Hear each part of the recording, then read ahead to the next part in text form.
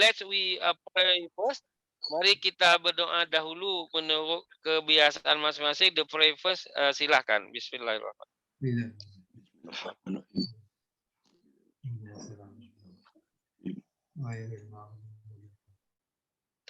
Terima kasih. Welcoming speech saya biasanya pun 1-2 minit saja. Tak apa, Pak. Silakan. Ya. Yang pertama, thank you very much. Berjuta terima kasih kepada Dr. Haji Nardiman, Sarjana Hukum, Magister Hukum. Jadi kalau baca SHMH, itu di sini dimaksud, atau SHMH itu di sini dikata Sarjana Hukum, Magister Hukum. Memang beliau daripada base of law lah. Datuk Zainal Abidin Amaluddin juga beliau pensyarah di Universiti Antarabangsa pun dari Faculty of Law. Once more, thank you very much for your coming and join. Is very interesting for me. Untuk dimaklumi oleh Bapak Nardiman maupun Datuk Zainal, saya dua-dua tuan ini first time saya berjumpa dalam Zoom ni. Jadi Datuk Zainal, saya belum berjumpa lagi dengan Pak Nardiman sebelum ini. Saya mengenali beliau daripada sahabat beliau Pak Irman Jaya. Jadi Pak Nardiman, saya pun mengenal Pak Datuk ini pun dari kawan saya yang provider tadi. Jadi kita sama-sama ini baru pertama kali bertemu. Oke. Kemudian yang keduanya, saya ingin menyampaikan pada partisipan kebanggaan kami dan warm welcoming for you join. Mudah-mudahan bisa menambah pengetahuan dan silaturahim kita. Apabila ingin mengenalkan diri, silahkan mengirim di chatbox, tersebutkan nomor email atau apapun yang Anda ingin kenalkan diri. Oke, yang terakhir sekali, saya ingin menyampaikan bahwa ini sudah episode ke berapa ya? 197 ke apa ini? Jadi selama COVID ini, jadi sudah kita buat, dulu saya buat nih Pak Nardiman, Datuk, ini secara fisikal. Saya selalu keliling kampus-kampus di Asia Tenggara, tapi bukan saya datang seorang diri, saya tidak pernah datang seorang diri. Saya selalu datang dengan group of student, apakah student master, apa PhD atau lecturer. Jadi kalau tak ada itu saya tak datang sebab memang kena buat perkara macam ini. Jadi saya kata saya selama ini pusing-pusing Jabo Hama Sikul Pak Nardiman. Jadi kalau Datuk Zainal pergi Jakarta, you akan dengar nanti di mana nih location Jabodetabek. Datuk Zainal akan pening. Apa satu ni Jabodetabek? Jabodetabek itu dia kata itu 5 bandar dalam satu spelling saja. Jakarta, Bogor, Depok, Tangerang, Bekasi. Itu disebut Jabodetabek. Jadi macam dia sebut Lembah Klang, itu semua masuk dalam situ. Jadi kalau saya kata Jabo Hama Sikul ni Jakarta, Bangkok, Hanoi, Manila, Singapura, Kuala Lumpur. Itu yang saya buat selama lebih 10 tahun. Okey, itulah welcome from me. Now let's we look the if you want to know more about ASEAN Lecturer Community, you can go to www.aseanlecturer.com, right? Okay. Right now, the first speaker, Dr. Haji Nardiman SHMH, lecturer Esa Unggul University Jakarta, Indonesia. Time is you know, sir. Around 30 ke 35 minit boleh diguna masa. Silakan Pak Nardiman. Okey, terima kasih. Bismillahirrahmanirrahim. Assalamualaikum warahmatullahi wabarakatuh. Good afternoon. Good afternoon. Ladies and gentlemen, especially Professor Teku Sarureza, founder the Asian Lecture Community. There, Datuk Haji Zainal, and my student from Esa Unggul University. Oh, good. I'm thank you for Professor Teku Sarureza as invitation me for speaker, as a speaker in Forum Asian Lecture Community. Good. I try in English Right. speaking, and I start now. Okay. Yeah,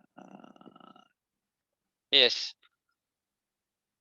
You can to use English and campur Malay, boleh campur Indonesia. boleh. Because Nusantara, no. Boleh. Okay. Yeah. Okay. You are the co-host right now. Please, Yeah. you can to use. I can open my PowerPoint. Sila, sila.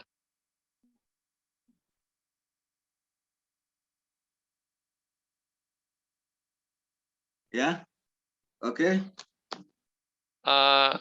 Right now belum lagi. Mungkin Mau dibantu Pak di share. Ya. mungkin ini Bapak share saja PPT-nya kepada kami, nanti Kang Indah akan bantu sharekan, Bapak tinggal menjelaskan saja.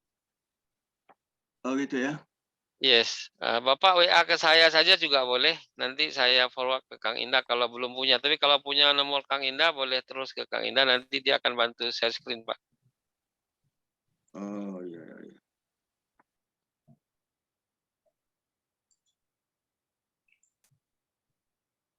Oh iya.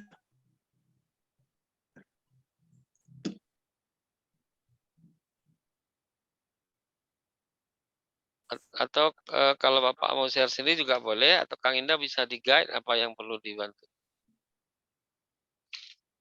Ini sudah bisa dibuka, tapi di sana belum kelihatan Pak ya? Belum. Jadi kalau ada di handphone Bapak atau Bapak bisa kirim lewat laptop ke email Kang Indah boleh, ke WhatsApp boleh, nanti kita bantu tayangkan. Ini adanya baru di Pak, di laptop Pak. Kang Indah, tolong di-guide Kang Indah untuk Pak Nadiman Ya, Bapak, Collection. itunya udah terbuka ya? Apa PPT-nya sudah? Ya, ini udah terbuka Pak. Nah, Bapak klik yang share screen yang hijau itu di bawah ada tulisan share screen. Di laptop bagian bawah ya. Yang dekatnya chat itu ada kan share screen yang hijau. Oh, berarti ini ditutup dulu. Enggak, langsung aja diklik share screen. Langsung aja share screen. Share screen klik. Baru Bentar. Yang hijau di bawah. yang dekatnya ini rekaman itu Pak, dekatnya chat. Ada kan share screen tulisannya. Sebelah kanan ya, kiri. Bawah. Sebelah kanan kalau dari layar. Sebelah kanan chat. Ada nggak Pak? Berapa ya? Saya dulu ya. Udah kelihatan ya? Belum muncul karena belum diklik share screen-nya. Atau Bapak kalau ada ini boleh di WA, tapi kan belum dimasukin ke itu ya. Belum di Belum. WhatsApp web. Iya, Kang Indah nggak minta sebelum. Atau kalau saya WA Zoom WA video bisa ya? Biar kelihatan gitu. Boleh. Ya. Oke. Saya ke Pak Naya ke Pak Gumilang. Iya, boleh Pak. Ya. Gumilang.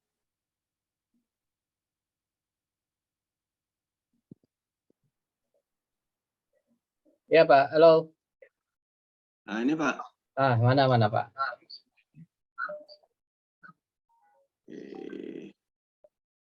Mana? Ya. Nah, coba dibawa ke bawah dulu, ke bawah Bapak. Nah itunya ini dulu dikecilin dulu Pak, diminimalis dulu. Diminimalis dulu, dikecilin. Bapak masuk ke zoom, Hilang.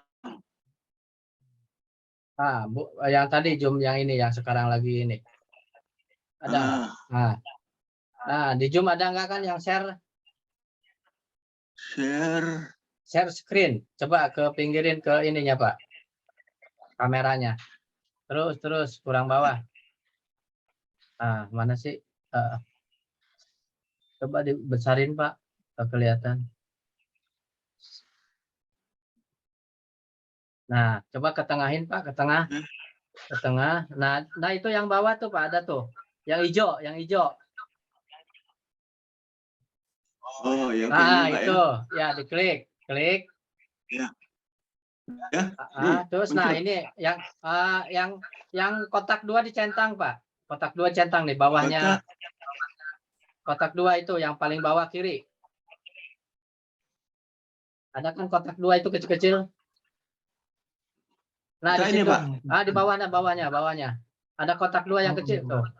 Nah, terus bawah. Nah, itu klik dua-duanya. Share sound sama optimis. Ya, satunya diklik, satunya juga diklik. Share sound sama optimis. Ya, terus baru yang biru kanan ujung bawah. Share ya. Betul. Okay. Nah, udah. Udah, Pak. Join a meeting. Itunya tadi udah dibuka kan, itunya nggak ditutup PPT-nya. Dibuka PPT-nya, Pak. Oh ya. Ini join meetingnya diklik dulu nak. Dibuang aja, disilang. Ini yang sebelah kanan itu atas tuh. Nah, itu di situ aja. Klik. Atau Bapak langsung aja buka PPT, Pak. PPT-nya dibuka. Langsung ya. PPT-nya dibuka. Ada. Ya, di bawah ini. Ada PPT-nya di bawah. Nah, itu diklik. Ada tuh, Pak. Nah, itu udah. Ada, Pak. Oke. Kalau mau dibesarin yang sebelahnya volume tuh Pak, yang ujung, bawah lagi, bawah. Ke bawah. Kanan, kiri. Yang ini atas. Nah itu. Sebelahnya. Itu untuk ngebesarin. Nah, itu ya. Klik. Ini, Pak. Ya, klik. Udah diklik. Udah besar, Pak. Udah kelihatan. Udah. Sudah besar, Pak. Oke, Pak. Sudah zoom, Pak. Udah kelihatan, Pak ya, udah bisa mulai. Sudah mulai, silakan. Ya. Oke, Pak ya. Santet. Ya. Mulai ya.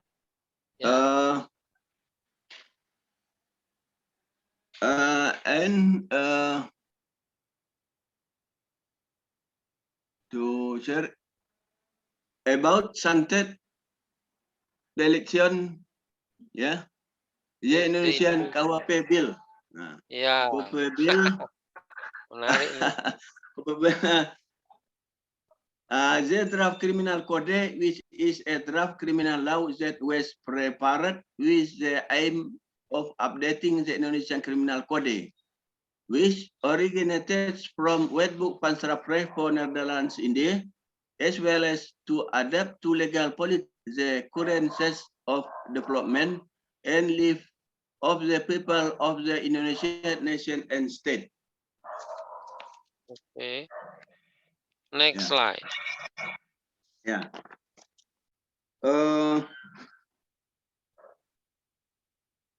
Ini posisi one. Kalau mau ke bawah diklik aja atau diputar Pak itunya, mouse-nya.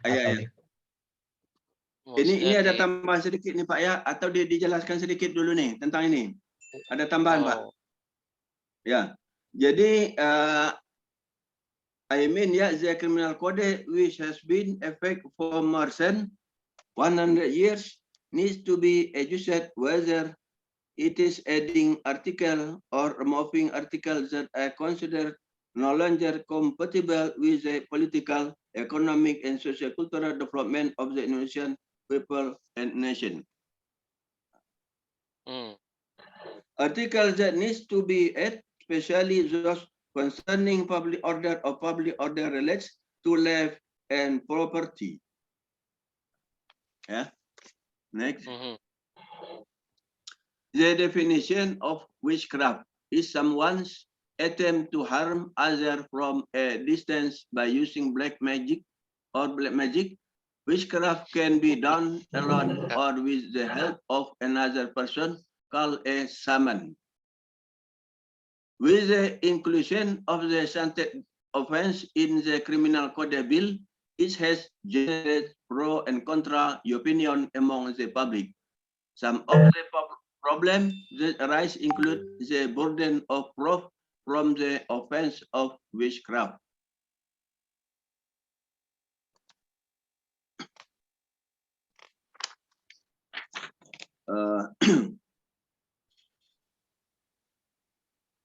Witchcraft is carried out by the person concerned or through the immediate intermediary of another person called a summon again another person who he wants to summon.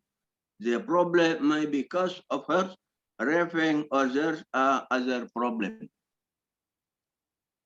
If it is the person who did it is man that has known witchcraft or black magic, or maybe himself is with summon. If the person who has malicious intention toward other does not have the knowledge of witchcraft, then the person concerned will ask for help from a witch shaman. Next.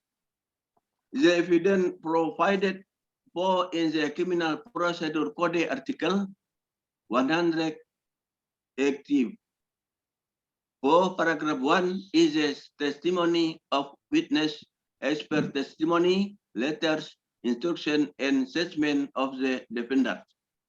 While the behaviors or objects commonly used among witchcraft include human hair, yarn 7 colors, kaffir lime, water 7 estuaries. The evidence system Indonesian address to the negative Catholic Bawishler system or a negative legal system of proof. At least 2 pieces of evidence must be found to declare someone guilty and sentenced. Article 184, paragraph 1 of the Criminal Procedure Code states the legal evidence according to the criminal justice system Indonesian is witness testimony, expert testimony, lesser instruction, and judgment of the accused of defendant. And the object here, object.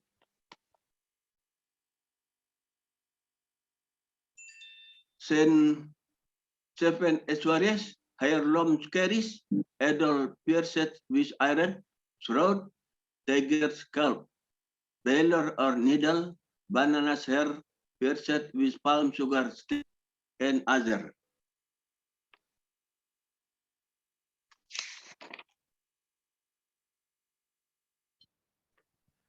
Of the 11 items of evidence can be considered as sufficient preliminary evidence or as evidence of class.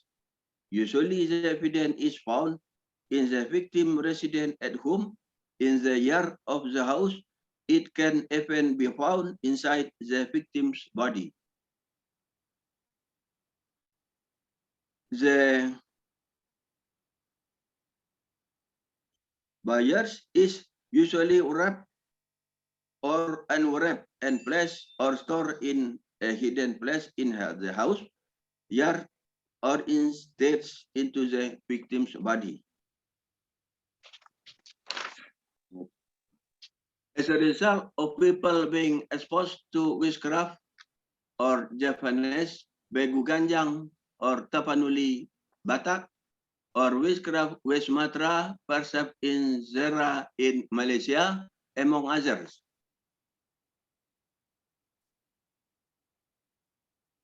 Big or swollen stomachs, divorced husband and wife, blind eyes, liver pain or cirrhosis, palasic in West Sumatra, or usually small children in impaired body growth, die and crazy.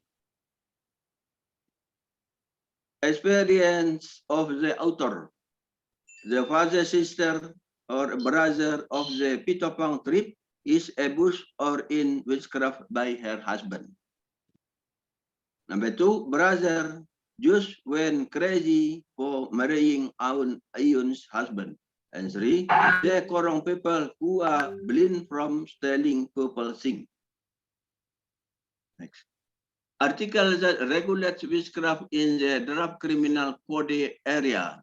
Number 1, Article 252, paragraph 1, any person who declares himself to have supernatural powers, informs, gives hope, offer or provides service to others that his action can be cause illness or mental or physical suffering or of a person shall be punished with imprisonment a maximum of 3 years or a maximum fine of category 4 or 200 million.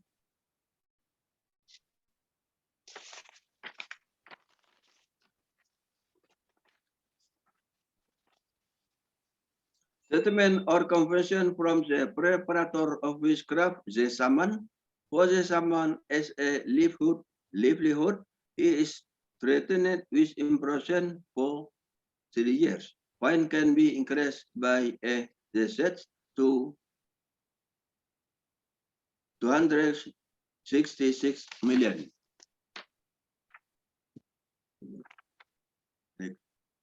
Article 252, paragraph 2, if everyone, as referred to in paragraph 1, commits the act to seek profit or make it a livelihood or habit, the penalty can be increased by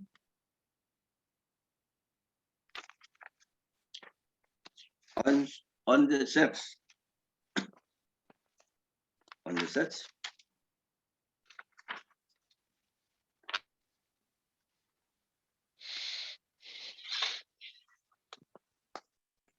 On the search. Article 293 of the draft criminal code reads,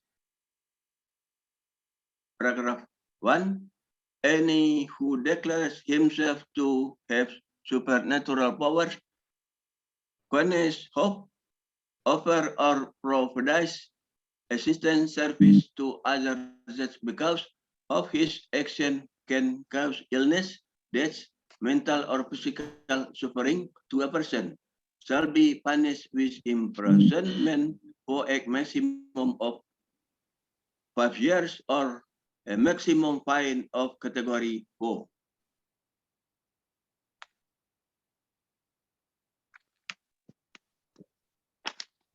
And Article 252 and Article 293, the formulation of the article is the same. The difference in the criminal penalty for Article 293 in 5 years, while the fine is the same, namely 200 million.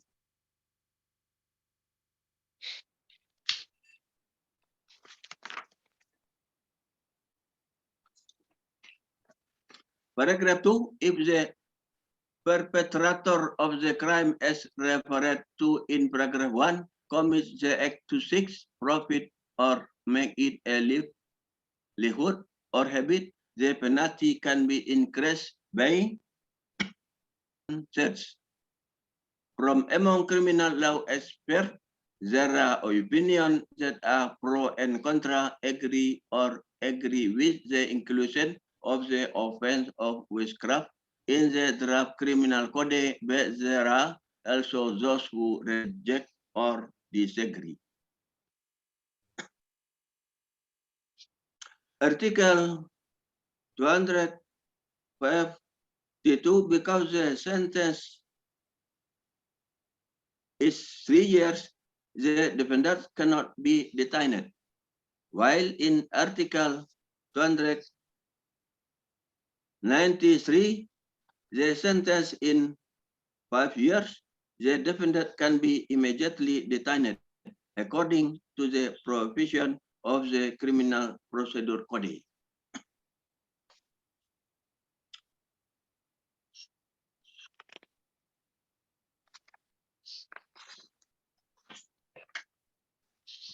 Those who refuse or disagree among others. Number 1, Professor Ibnu Nugroho from General Sudirman University stated that the existence of the Santet article in the Criminal Code Bill is a trouble article, and it is a step back and must be removed from the Criminal Code Bill. Number 2, Jafar Hafiz from Uninsula University said the black magic article in the Criminal Code Bill needs to be reviewed because it is very subjective.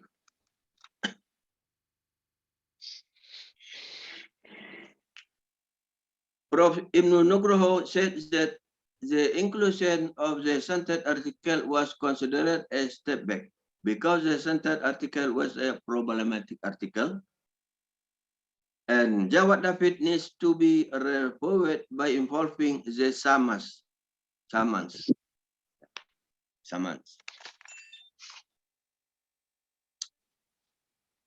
Next.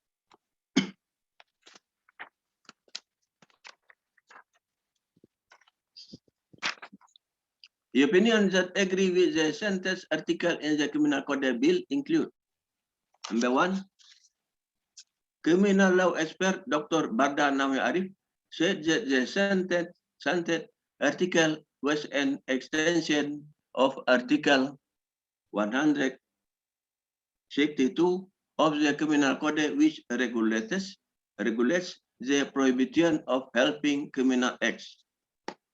Number 2, Minister of Law and Human Rights, Professor Yasona Laoli, explained that the Santet article in the Criminal Code Bill is intended to ensnare people who offer service to practice black magic or black magic for profit.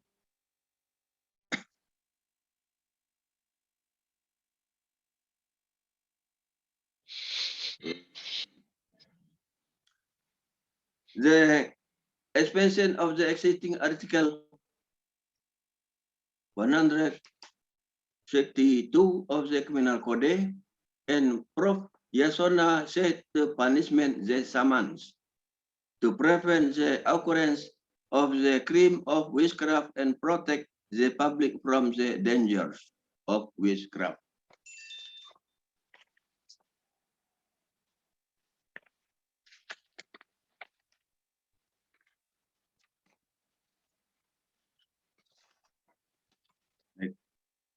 Allah warnings in the Quran about the danger of witchcraft include: number 1, Surah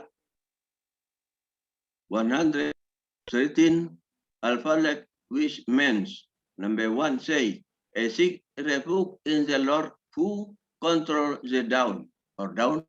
Number 2, from the evil or creatures he created. Number 3, and from the evil of the night when it is dark. Number 4, and from the evil or women of witches who blow on the clothes or robes. 5, and from the evil of the Epheus when he is Epheus.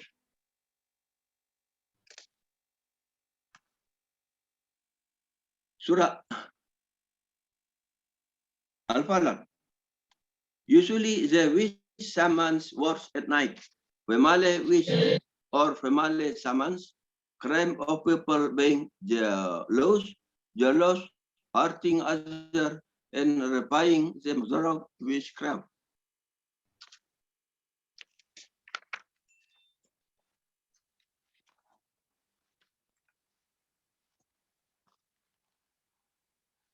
Number 2, Surah 114 An-Nas, which means, number 1, say, a seek refuge in the Lord of mankind.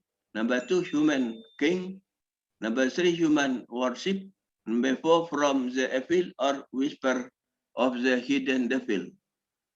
Number 5, who whisper or evil into the breast of men. And 6, from or groups of jinn and humans.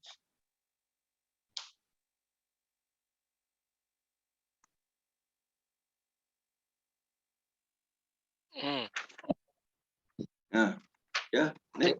Surah An-Nas. There Yeah. is 5 minute more. Oh, 5 minutes more. Yeah, okay. 5 minutes more. Yeah.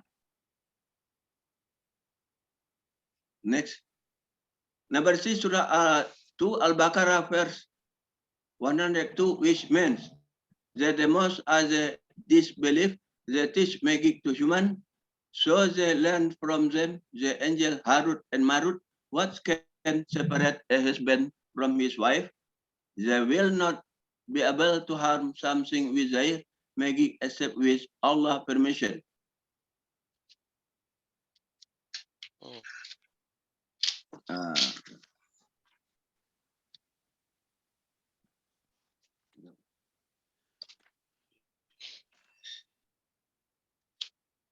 Satan teach magic to human, Saman Satan learns from the angel Harut and Marut, who descended in Southern Babylon or Mesopotamia, Iraq and Syria.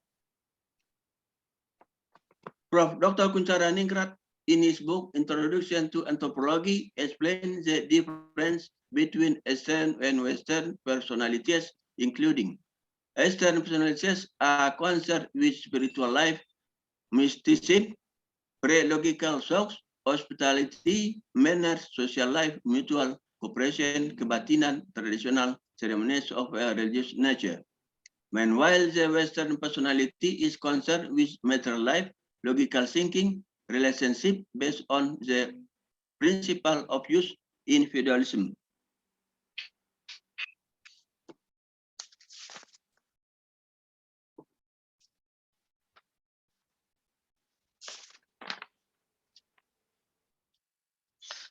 The scented article in the Criminal Code Bill needs to be maintained because witchcraft is already a part of the life of Eastern or Indonesian people, which is different from Western society, which originates from Wetboek van Strafrecht for Netherlands. If the scented article is removed from the Criminal Code Bill, then the crime of witchcraft, black magic, pellets, begitu ganjang, black magic, and witchcraft will still be rampant and will cause many victims, both physical and mental, among the Indonesian people. Thank you. Okay. Okay, thank you, Baik. Prof. Thank you very much. It's very interesting about santet. Okay, you can to shut down screen. Boleh diturunkan screennya Pak. Ditutup PPT-nya, Bang. Okay, right. Okay, right. Okay. Baik, thank you very much. Jadi ini Datuk Zainal macam kena apa ya? Kena menagih hutang, boleh ke pakai santet? Nanti stopnya, Pak.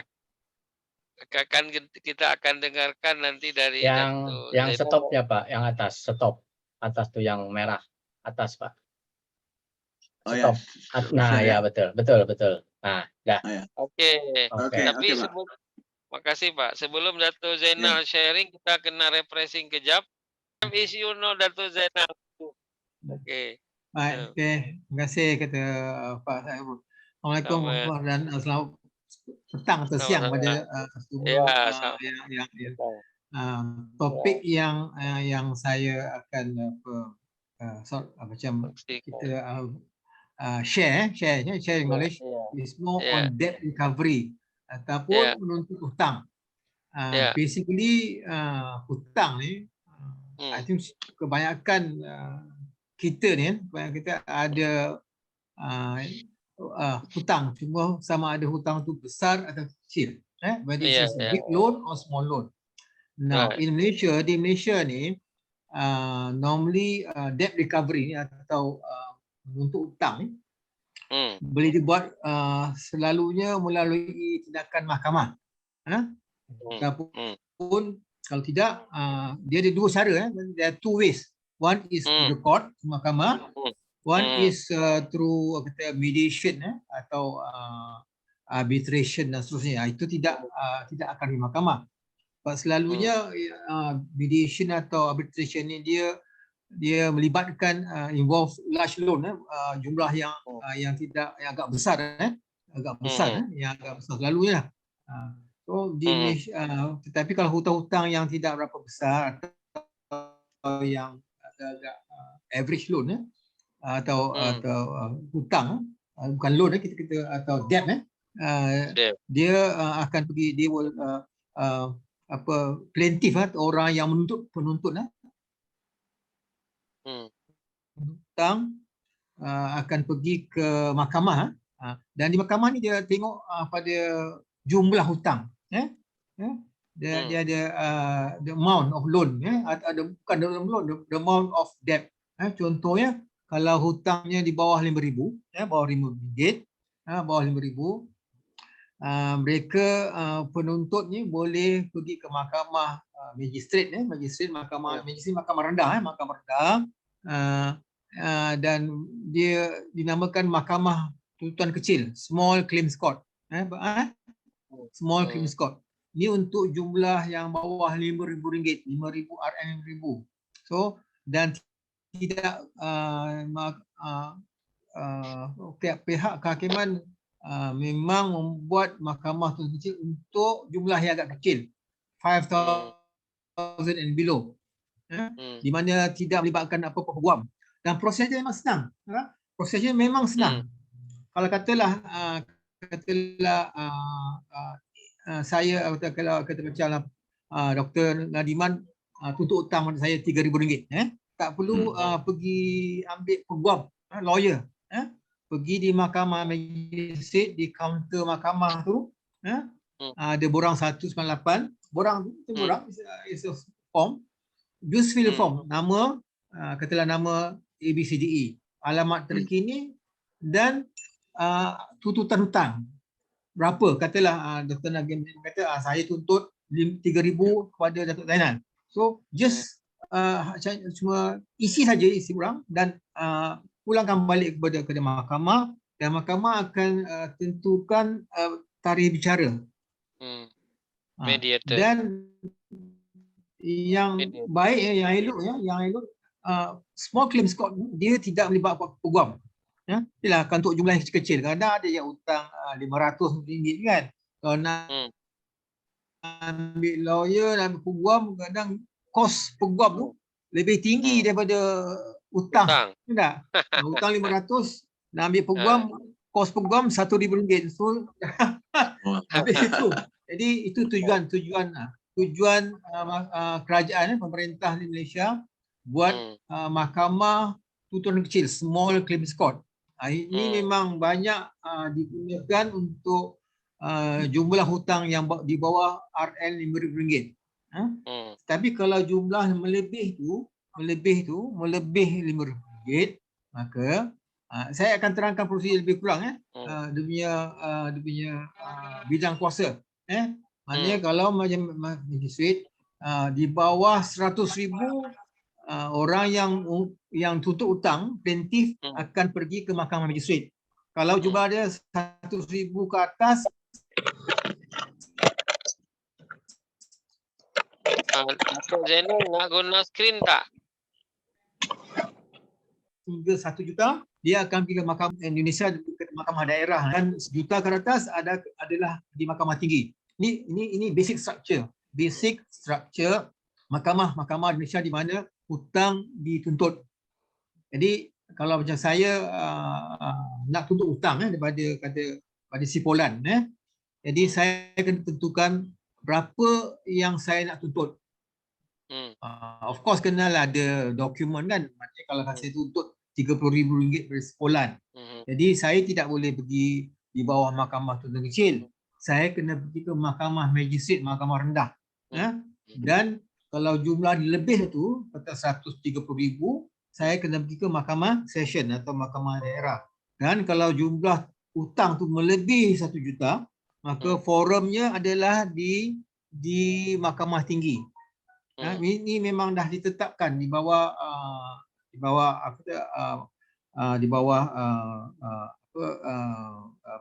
Akta Mahkamah Kehakiman. Memang dah ada. Itu kita boleh dan seterusnya seperti saya kata, as is now, there are 2 ways of debt recovery. One is to non-legal, yang tidak melibatkan undang-undang, seperti di mahkamah, and one is through mahkamah lah. So non-legal ni saya kata lah macam sama ada kita berbincang dengan orang yang berhutang, yang berhutang, atau mediasi di mana akan, tapi saya kata mediasi atau arbitrasi ni dia selalu melibatkan jumlah yang agak besar. Kalau macam Profesor Syarul dengan Dr. Ganiman masih ingat, baru-baru ni di Malaysia kan ada kerajaan Sulu kan. Dia gunakan arbitrasi. Dia kata, kerajaan Malaysia ada berhutang dengan jadi selalunya kalau jumlah yang agak besar ni sangat, memang mereka akan lebih senang untuk, bukan mudah, lebih senang mereka untuk arbitrasi.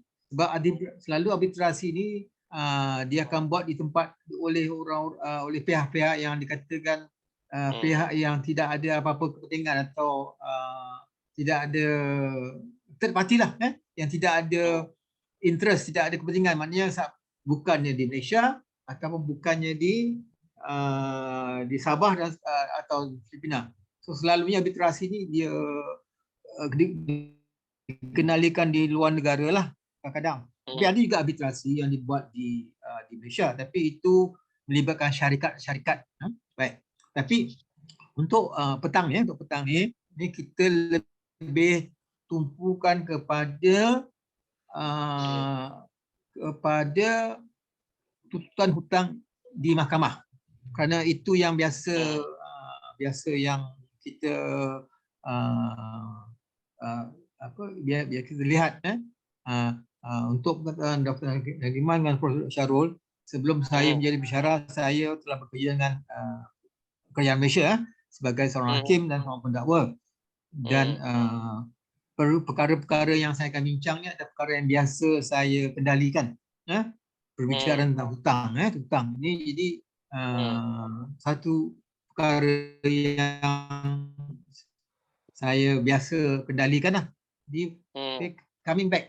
Jadi untuk apabila kita dah tetapkan, we have tetapkan tempat di mana kita, mahkamah mana yang sebenarnya kita tetap, maka kita akan keluarkan selalu peguam boleh keluarkan surat tuntutan, letter of demand. Maknanya dia akan katalah Dr. Syarul atau Dr. Ganiman atau Syarul tuntut hutang saya, okey, keluarkan surat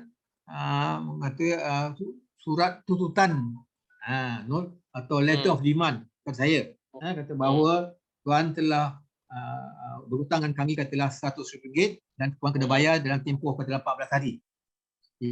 Jika tidak dibayar dalam 14 hari, maka kami akan ini basic, ini permulaan debt recovery. Kerana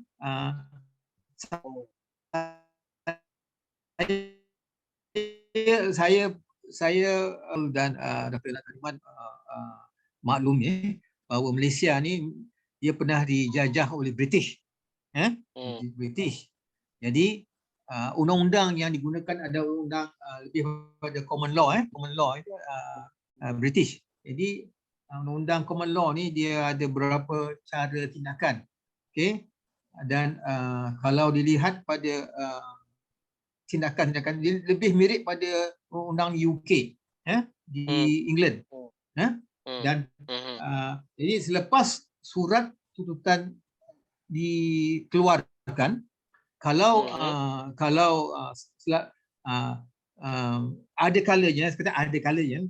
kalanya orang yang berhutang, mereka akan berbincang dengan pihak menuntut, plaintiff, Kita panggil defendant menuntut. Defendant adalah orang yang berhutang. Plaintiff orang yang menuntut. Jadi ada selalunya kalau ada surat tuntutan ni, pihak defendant akan cuba berbincang dengan pihak menuntut untuk selesaikan di luar mahkamah. Kerana kalau pergi di mahkamah ni kadang-kadang dia agak memberatkan, kena keluar kos, keluar kos bicara. Sama di Indonesia kan. Kalau ni kena keluar kos untuk peguam, bicara untuk kos, macam-macam kos yang akan dikenakan. Jadi mereka ada kalanya mereka akan berbincang. Tapi selalunya apa terjadi, terutama kalau berbincang dengan bank, pihak bank, mereka akan bawa ke mahkamah. Tertakluk pada jumlah hutang. Jadi di mahkamah ni kalau pihak mahkamah akan tetapkan bicaralah sama ada orang yang berhutang tu setuju untuk bayar ataupun mereka ingin berlawan dengan pihak yang menuntut. Mana yang sama ni kan, sama mereka kata kami tidak berhutang dengan sekolah. Atau kata jumlah yang dituntut sebenarnya bukannya 100,000 atau 1 juta, tetapi mungkin agak. Jadi adalah perbicaraan. Okey, dan ringkasnya jadi bila mahkamah dah jatuh hukum, beri hukuman, jadi kalau mahkamah mengatakan tidak ada hutang, selamatlah orang yang defendant. Tapi kalau mahkamah kata tidak, defendant berhutang dengan plaintiff ni atau menuntut, sama ada jumlah yang dituntut di atas surat tu ataupun jumlah yang agak berbeza. Dan ada kalanya memang macam saya pernah mendengar kes katalah kontraktor, antara kontraktor dengan orang yang buat rumah, buat rumah. Jadi dia kata dia dah bayar katalah 500,000. Tapi pembuatan atau rumah tu tidak ikut spesifikasi. Jadi maknanya kontraktor dia berhutang katalah 200,000. Jadi akan ada berbicara lah, dipanggil saksi, dokumen biasa. Dan kita akan tetapkan, tentukan sama ada betul ke ada hutang terhadap orang yang menuntut, orang ataupun sebaliknya. Jadi itu peringkat pertama. Peringkat pertama di mana apabila ada tuntut hutang, dibawa ke mahkamah bicara. Dan dia dua, sama ada mahkamah benarkan tuntutan, allow the claim atau dismiss the claim, atau menolak tuntutan. Kalau mahkamah terima tuntutan, apa jumlah pun, jadi dia akan dapat penghakiman. Di Indonesia pun ada gitu kan, saya rasa kan Prof kan? Kan, betul kan? Betul. So dengan judgement tu pihak yang menuntut tu boleh ambil beberapa tindakan. Okey. Ini yang bahagian ni yang saya pernah beri syarahan tentang ini, dan selalunya orang nak tahu apa tindakan yang mereka boleh dah buat untuk dapat hutang, to recover the debt. Baik. Pertama, kita kalau ikut ni, dia ada hutang ni, dia di bawah di debtors atau akta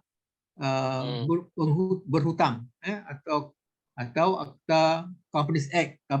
Akta syarikat ni dia lebih pada bankruptcy.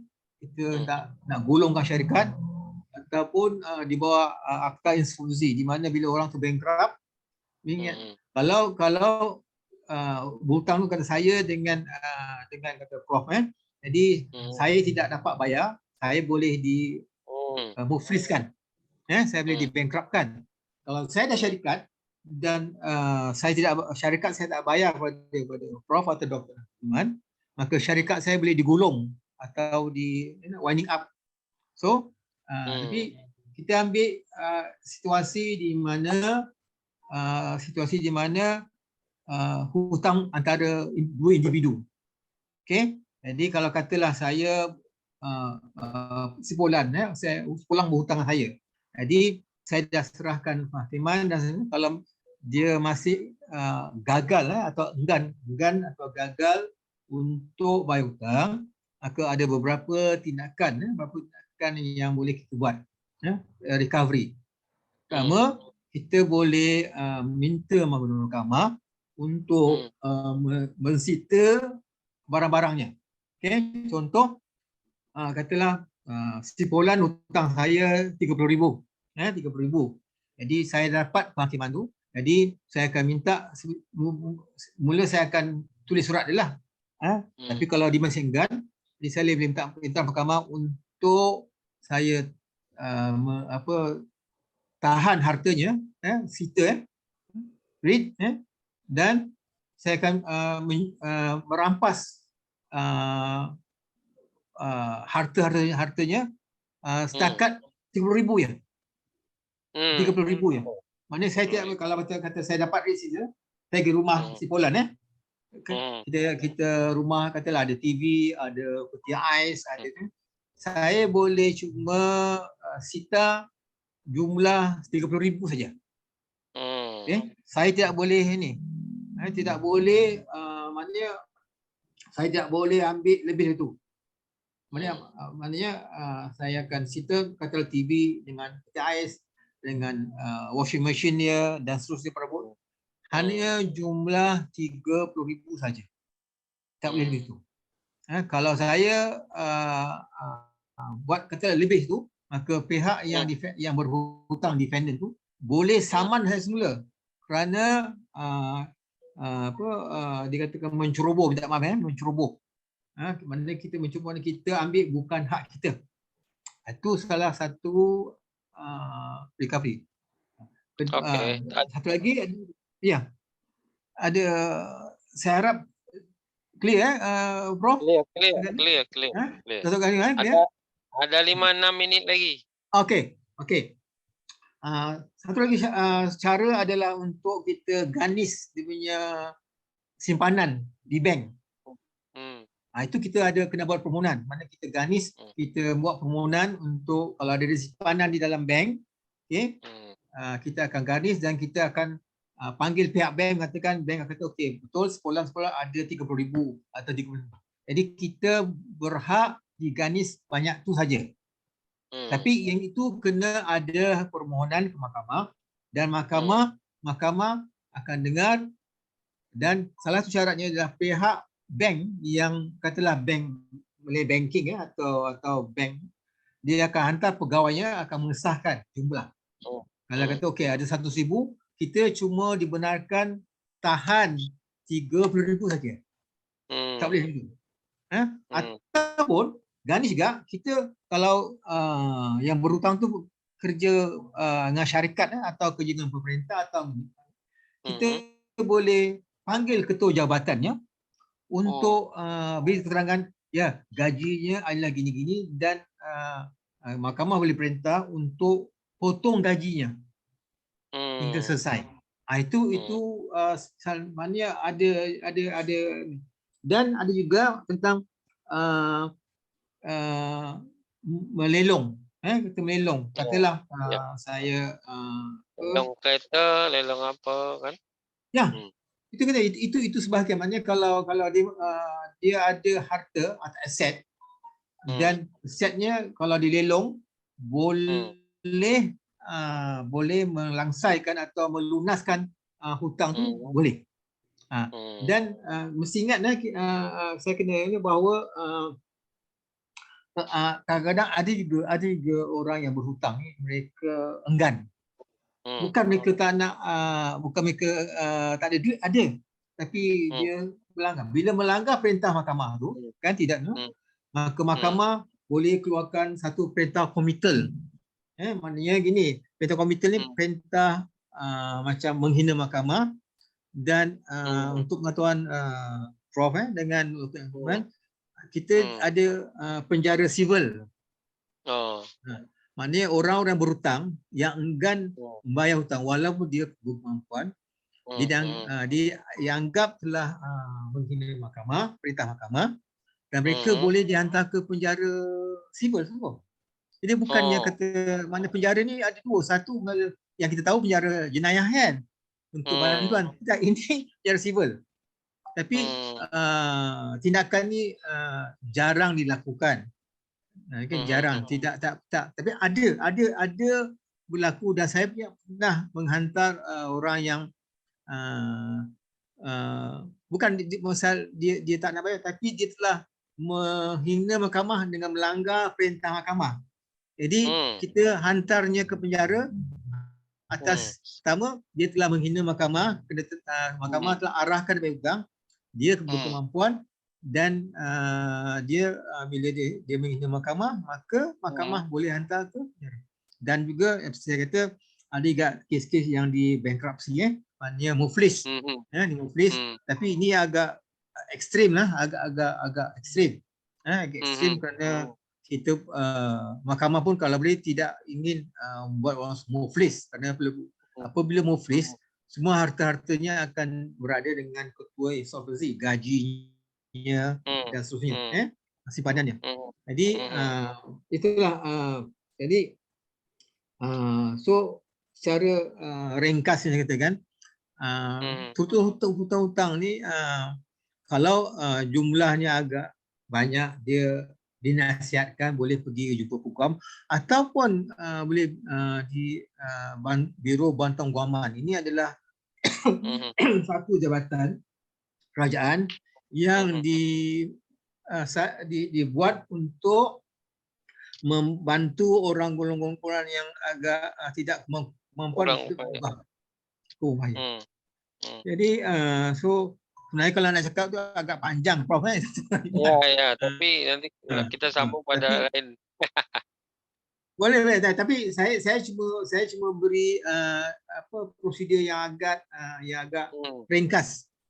Kerana yalah, mesti saya macam di Indonesia pun saya rasa ada prosedur kan, di mana kalau orang tu tidak bayar hutang, ada langkah-langkah tertentu yang boleh diambil untuk juga Malaysia. Mungkin ada yang sama, ada yang agak berbeza. Tertakluk pada undang-undang negara masing-masing lah. Jadi terima kasih kerana jemput saya lah. Saya pun tak pandai sangat. Okay, good, very good, interesting. Baik, kita ini pergi terus kepada question answer. Jadi ini sudah saya dapatkan beberapa pertanyaan dalam email. Saya pilih dua saja pertanyaan untuk masing-masing speaker. Ini yang pertama untuk Bapak Dr. Nardiman dulu, selepas itu kepada Datuk Zainal, right? Ini Pak Nardiman, ada pertanyaan dari Fira. Dia bertanya begini, Pak. Ini Datuk Zainal, Pak Nardiman, ini mengingatkan saya pada seorang profesor dari University of Indonesia. Mungkin Pak Nardiman pasti mengenalnya, almarhum Bapak Profesor Roni Niti Baskara. Ini Roni Niti Baskara ini Datuk Zainal. Dahulu dia membuat PhD tesisnya mengenai santet dan pelet. Di Indonesia itu santet, pelet ini ilmu hitam lah, black magic lah. Dia yang pertama dulu membuat itu di Universiti Indonesia. Jadi di Universiti Indonesia itu ada fakulti ilmu sosial dan ilmu politik. Jadi kalau disingkat FISIP. Jadi FISIP,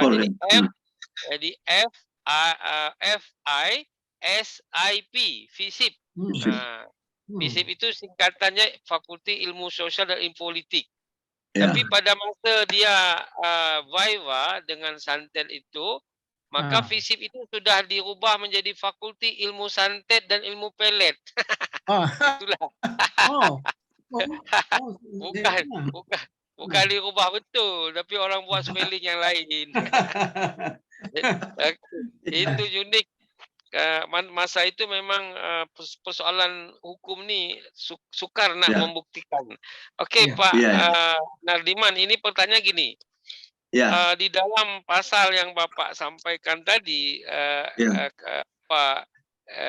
rencana KUHP itu santet di pasal 252 ayat 1 kata Fira ini, Ya. setiap orang yang menyatakan dirinya mempunyai kekuatan gaib, memberitahukan dan seterusnya itu akan diganjar hukuman 1,5 tahun untuk keuntungan pribadi dan sebagainya. Pertanyaannya saya adalah kata ini Fira, untuk pawang hujan misalnya, kemudian peramal nasib yang ternyata dia meramalnya tidak betul.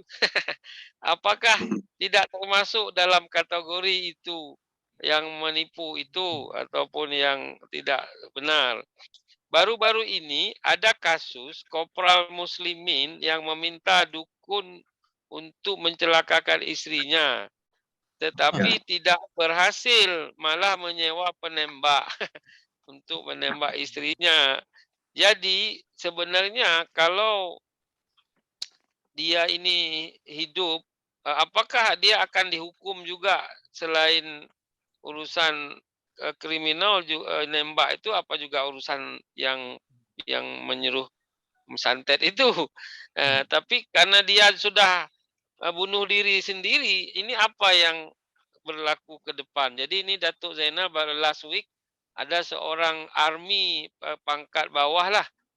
Dia telah menyewa orang untuk membunuh istrinya, tetapi si yang dibayar itu menembak, disuruh tembak bagian kepala tapi tidak tega hati, dia tembak bagian perut tapi tak mati. Jadi kemudian dia ini pun disiasat oleh tentara Indonesia karena dia sudah tak tahu macam mana, dia minum racun pula. Jadi yang mati bukan dia istrinya, tapi dia yang suruh itu yang mati karena dia minum racun untuk menghindari apa yang perbuatannya. Inilah kalau setan sudah menggoda ini macam-macam hal boleh berlaku. Itu satu Pak pertanyaan Pak Nardiman. Yang kedua, bagaimana cara membuktikan santet?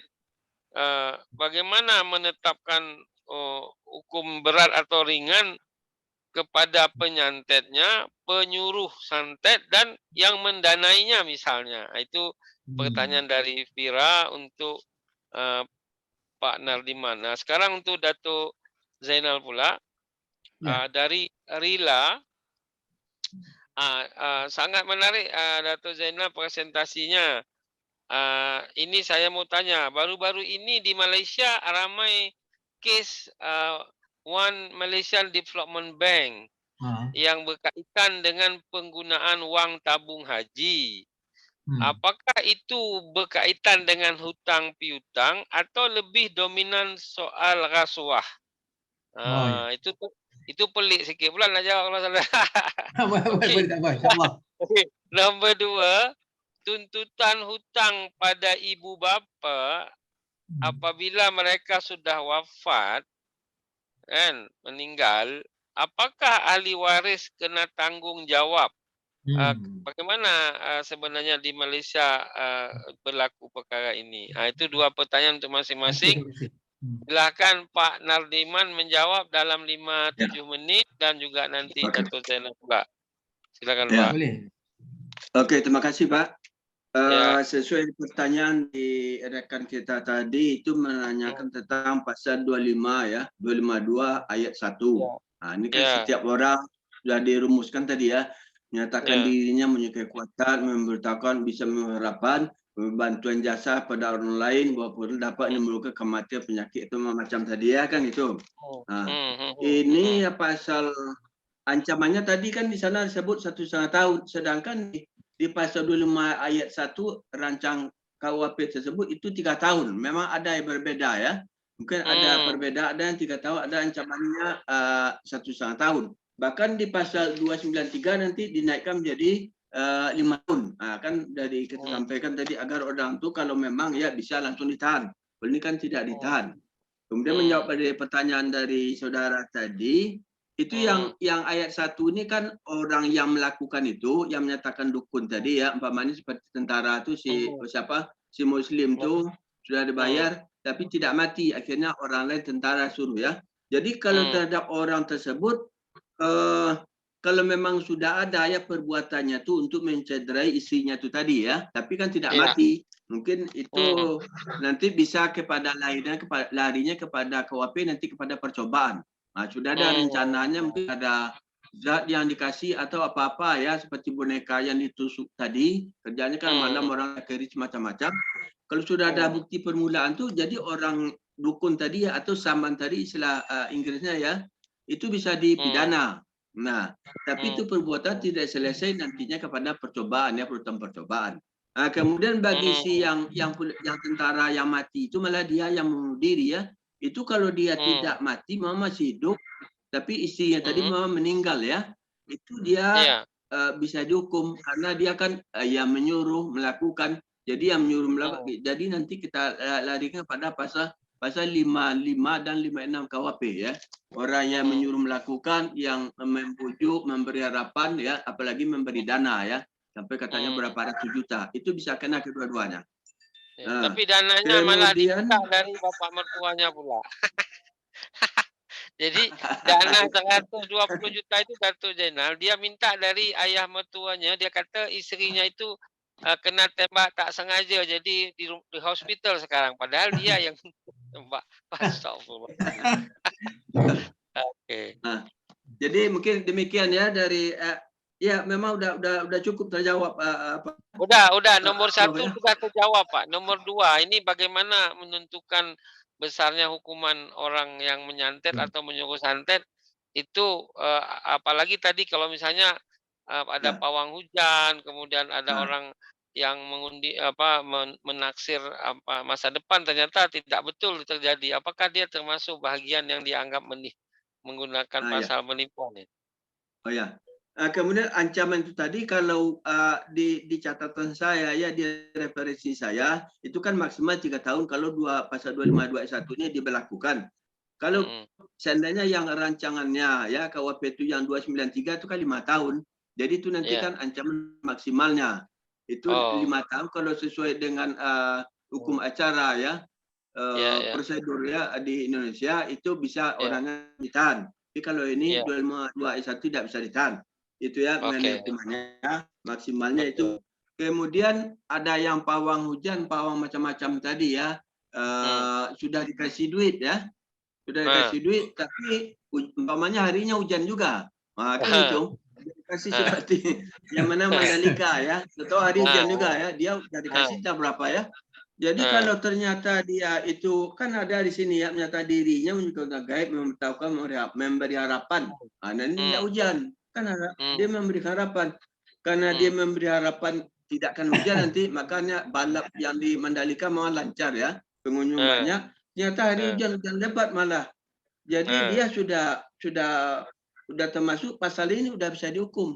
Nah, ini kan memberi harapan, ini kan luas pengertiannya. Bahkan ini memberi harapan bahwa tidak hujan, ternyata hari hujan, dia bisa sudah kena.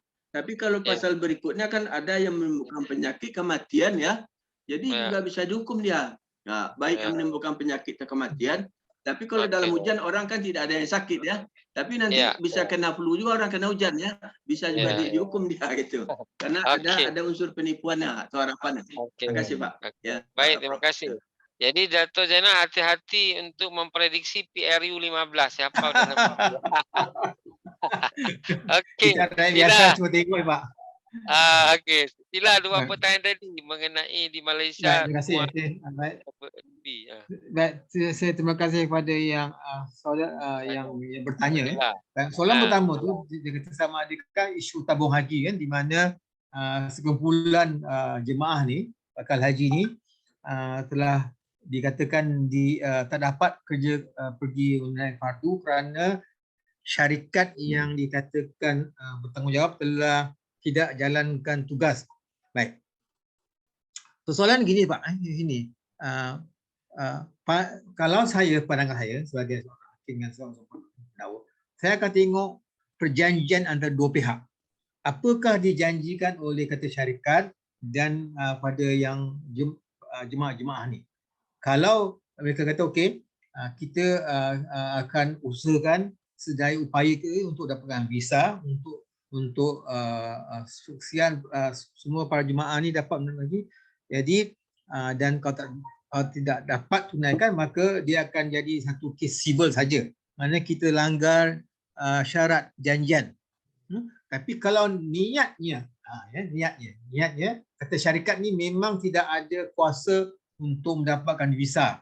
Dia kata visa ni akan dikeluarkan oleh kita Arab Saudi, dan syarikat ni tidak ada kuasa, dan syarikat ni memang bukannya ada apa-apa macam hubungan dengan pihak Saudi, dan mungkin ada juga tindakan mereka ni menjuruskan pada penipuan. Jadi maka mereka boleh dibawa ke pengadilan kerana menipu. Pada masa yang sama, pihak jemaah haji juga boleh membawa syarikat ni untuk tindakan sivil di mahkamah. Maknanya boleh, tindakan tu boleh dibuat serentak. Maknanya pemerintah akan mendakwa syarikat tu, ialah direktor dia atau pengarahnya, dan pihak katalah jemaah haji yang terbengkalai ni kan, mereka juga boleh bawa syarikat ni ke pengadilan untuk tuntut. Dan ini beberapa kali dah berlaku. Malah saya pernah adili mendengar kes bahawa terdapat seorang orang sipulan telah berjanji untuk bayar sekian komisen kepada sipulan untuk dia beri cek, tapi malangnya cek tu tendang, tidak laku. Jadi pihak polis telah mendakwa sipulan ni kerana menipu, keluarkan cek, dan pada masa sama orang mangsanya boleh juga telah bawakan kes ni di mahkamah sivil. Jadi untuk menjawab soalan tu kena tengok apakah fakta dalam kes tu.